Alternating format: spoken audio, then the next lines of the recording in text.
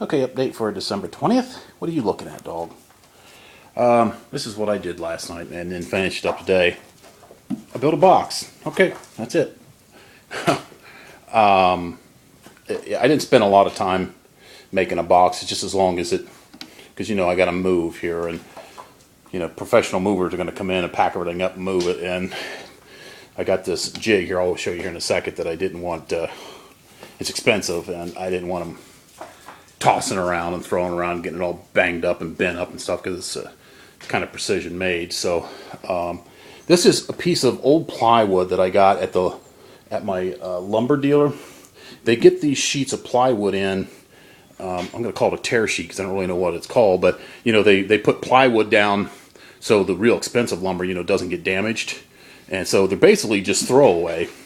But they keep them and they'll sell them to you for, I don't know, $10 a sheet or something like that, depending on what it is. I think I paid $10 for this.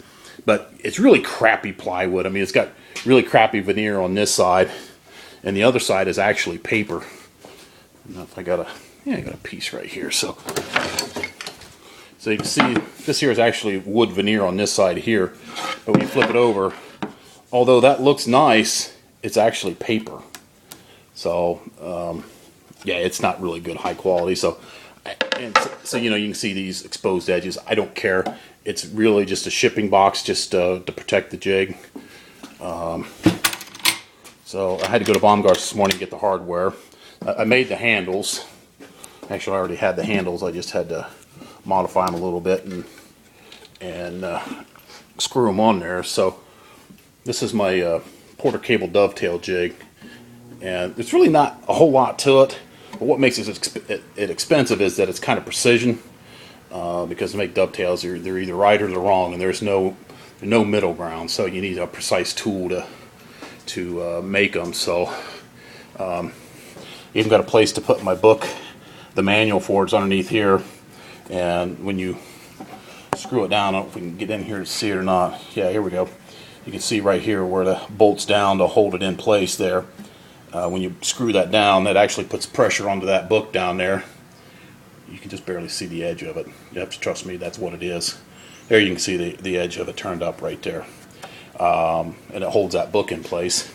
And then there's an adjustment wrench here. So that just goes in there. Well, this will kind of flop around a little bit, but it's long enough where it can't come out. Once you close the lid, it'll be captive. It won't be able to go anywhere. But it's not. It'll vibrate around a little bit, but I'm not too concerned about that.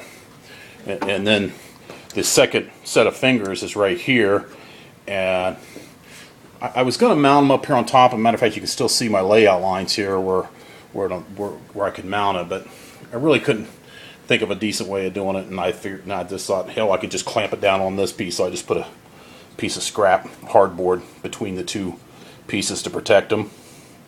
And then I just got these little C-clamps that I've had for years.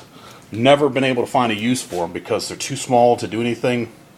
They're either too big or too small. I don't know. These are just the worst size C-clamps I have, and I got half a dozen of them. There's only two I could find, but this is the first time I've ever been able to use them on anything. So so I just put in there, clamped her down. Bob's your uncle. So, and then got these handles on the side. So hopefully that'll protect that there from getting damaged during moving. So there's my dovetail jig box. All right, we'll see you.